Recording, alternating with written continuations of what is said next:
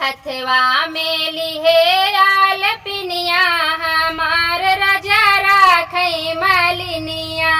हथवा में लिहे आल पिनिया हमार राजा राखई मलिनिया।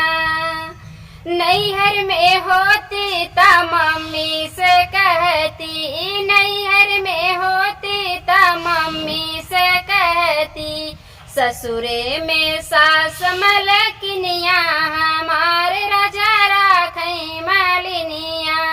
ससुरे में सास मलकिनिया हमारे राजा राखई मलिनिया।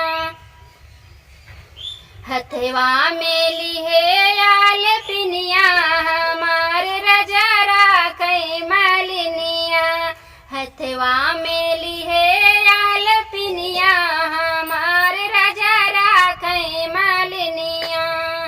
नैहर में होती ता भाभी से कहती, नैहर में होती ता भाभी से कहती, ससुरे में जेठान मलकिनिया हमारे राजा राखई मलिनिया।